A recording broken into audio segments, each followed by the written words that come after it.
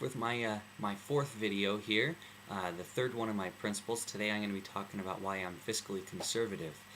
Bottom line is, don't spend money that we don't have. As I talked about in my intro video, if we expect the people in these troublesome times to live by a balanced budget, and that they are having to do that, whether by choice or it's because of their situation, why should the government go and be frugal? We should be able to have to live by that example, live by that principle as well. So bottom line I say is, if you don't have the money, don't spend it. Now, I was had a conversation with a gentleman earlier this week who said, yeah, but the budget is balanced. I said, yeah, it is on the bottom line, but as you go through it, you see various other things that are not within balance, things that are over budgeted and things that are well under budgeted and in the red. In the end, it all comes out well on the very bottom line, but you look at all the other projects that aren't exactly where they need to be. Rexburg's not perfect. No matter how they might play it out to be, we need to make sure that we have a balanced budget and we live by those principles, because everyone else has to do those things as well. So I need to just make sure that we're fiscally conservative, that we're spending on things that will benefit the community as a whole. As I showed in my previous video, I have no personal investments in this town, meaning I don't bow down to specific people. I don't bow down to specific companies because I have investments that's going to hurt me in another end.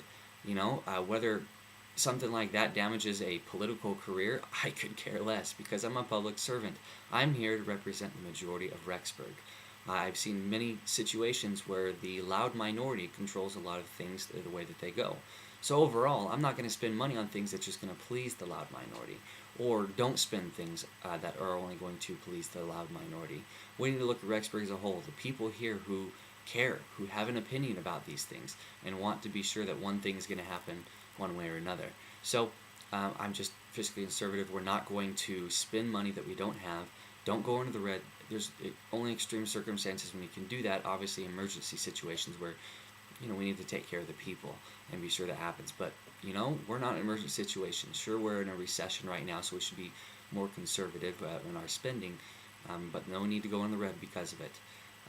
You look at a lot of things on my flyer, and you can see that overall, the budget, things that the city has spent money on, has been a little too outreaching, a little too much spending overall. You look at the new city hall. It's very nice, but I've been in the old city hall. I had no problem with it. For Rexburg size, I felt it was just fine. I wasn't on the other side of the table making those decisions and really seeing what the staff needed and whatnot. But as a private citizen, and I spoke with many other people out there, many of you who are watching these videos, who think that, why did they even go to a new city hall? I mean, yeah, I guess it is a very nice building, and it's a step up for the city, but you walk in and it's extremely nice. I don't think that they probably spent too much. I've seen a lot of the figures on there.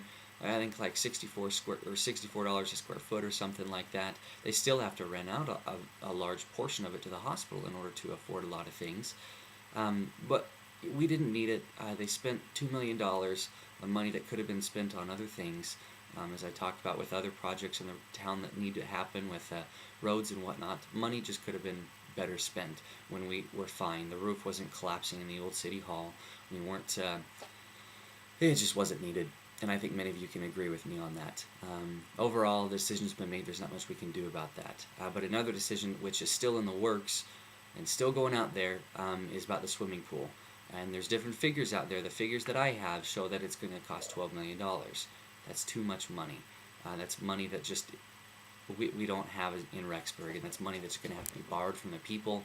We're going to have to be used in some other form that it just doesn't make sense. I think we're forgetting the adage of our grandparents lived by. Growing up from the end of the World War II, coming out of the Depression, coming home from the war, they realized, like, hey, money's a nice thing to have. Let's not go frugally spend it. Or let's not just go out and spend it over and over and over. Instead, they saved. They were frugal. They saved up for that house. They didn't go and buy a house directly when they were out of college, or even in college. They didn't go and go and buy new cars. They didn't go do all those things. They saved their money and bought it when they had the money. My grandpa took care of his car, and for 20 years took care of it and saved up. and then he's paid cash for a new car. And then day 2, he started saving up again for that new car in 20 years. And it worked great. He had wonderful cars that were well taken care of. We need to do that today. We need to save for things. We need to spend money on things that we have the money for. I'm not against a pool, as you can see in my other videos. I just need to think that it's a reasonably sized and well-priced pool. So overall, just don't spend money we don't have.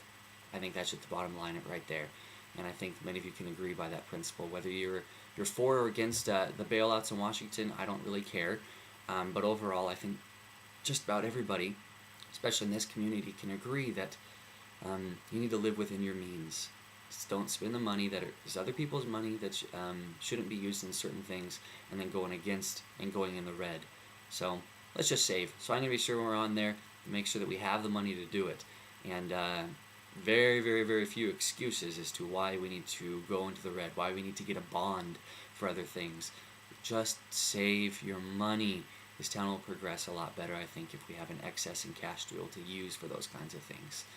So now you know where I stand on that. So you can see more videos down here, but as well as right up here is another video from Channel 3 News, who did some stories recently on some spending for the pool. You can see some of that right there.